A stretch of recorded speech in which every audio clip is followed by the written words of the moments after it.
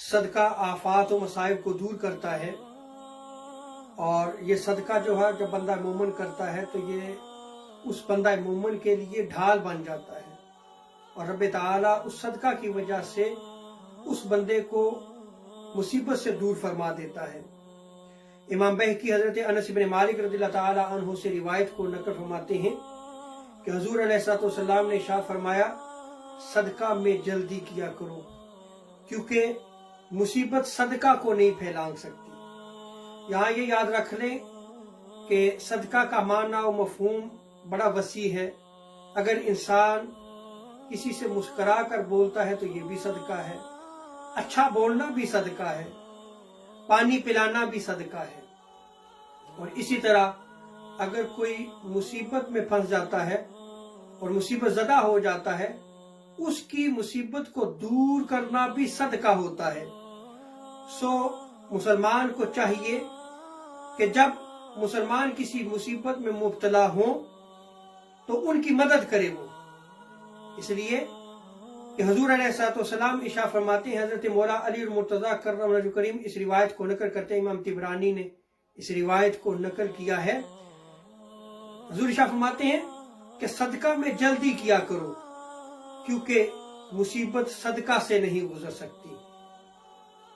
اور امام احمد بن حنبل نے کتاب الزہد میں بڑی خوبصورت روایت کو نقل کیا ہے کہ حضرت صالح علیہ السلام کے زمانہ میں ایک شخص تھا جو لوگوں کو بڑا تنگ کیا کرتا تھا، اور لوگ اس کے شر سے تنگ آ چکے۔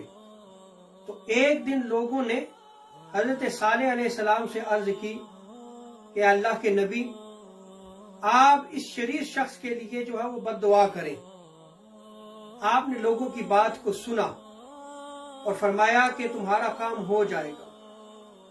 اب وہ شخص جو شریر تھا، اس کا معمول تھا کہ وہ جنگل میں لکڑیاں کاٹنے کے لیے جایا کرتا تھا۔ ایک دن جو ہے وہ لکڑیاں کاٹنے کے لیے گیا ہوا تھا۔ لکڑیاں کاٹنے کے بعد جب وہ فارغ ہوا تو اس کو بھوک لگی، تو اس کے پاس 2 روٹیاں تھیں۔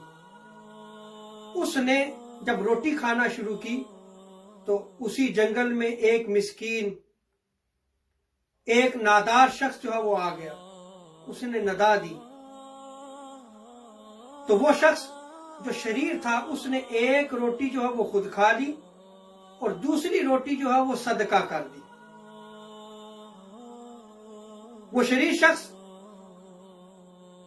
لکڑیاں اکٹھی کرنے کے بعد جب واپس آیا تو حضرت صالح علیہ السلام نے اس کو دیکھا تو آپ بڑے حیران ہوئے۔ اس سے پوچھا کہ آج تم جنگل میں لکڑیاں اکٹھی کرنے کے لیے گئے تھے اور تم صحیح سلامت آ گئے ہو، کیا سبب ہے؟ تو اس نے کہا کہ آج جب میں روٹی کھانے لگا تو ایک نادار نے مجھ سے جو ہے وہ روٹی مانگی، تو ایک روٹی میں نے جو ہے وہ صدقہ کر دی۔ حضرت صالح علیہ السلام نے فرمایا کہ تم اپنی لکڑیوں کا اکٹھا جو تم لے کے آئے ہو اس کو کھولو۔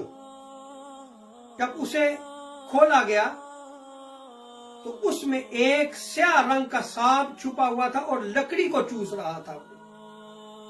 تو حضرت صالح علیہ السلام نے فرمایا کہ اے بندے، یہ جو تو نے صدقہ کیا ہے، اس صدقہ کی وجہ سے رب تعالیٰ نے تمہیں اس مصیبت سے دور فرما دیا، اس سانپ نے تجھے ڈسا نہیں ہے۔ اور اسی طرح امام احمد بن حنبل ایک اور واقعہ کو بھی نقل فرماتے ہیں کہ ایک عورت تھی، اس کے بچے کو بھیڑیے نے پکڑ لیا اور بھیڑیا جنگل کی طرف بھاگ نکلا۔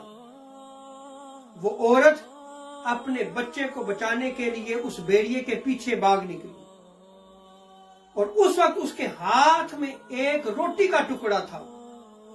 جب وہ دوڑتی ہوئی جا رہی تھی اپنے بچے کو بچانے کے لیے تو راستے میں ایک نادار شخص نے جو ہے وہ ندا دی، تو وہی روٹی کا ٹکڑا جو اس عورت کے ہاتھ میں تھا، اس عورت نے اس مسکین کو دے دیا۔ یہ صدقہ کیا اس عورت نے، تو کیا ہوا کہ وہی بھیڑیا جو اس کے بچے کو اٹھا کر لے گیا تھا، وہی بھیڑیا اس کے بچے کو صحیح سلامت جو ہے وہ اس عورت کے پاس واپس لے آیا. تو رب تعالیٰ نے اس عورت کو اس صدقے کی وجہ سے اس مصیبت سے بچا لیا.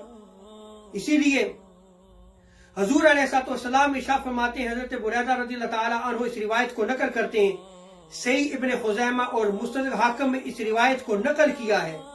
حضور علیہ السلام ارشاد فرماتے ہیں کہ جو شخص صدقہ کرے وہ 70 شیطانوں کے جبڑوں سے بھی چھوٹ جاتا ہے. تو دیکھیں رب تعالیٰ کیسے جو ہے وہ کرم فرماتا ہے، کہ کیسے جو ہے وہ آفات و بلیات سے جو ہے وہ بندہ جو صدقہ کرتا ہے اس کو جو ہے وہ آفات و بلیات سے محفوظ فرماتا ہے. رب تعالیٰ ہمیں صدقہ کی اہمیت کو سمجھنے کی توفیق عطا فرمائے اور صدقہ کرنے کی توفیق عطا فرمائے. وما علینا الا البلاغ.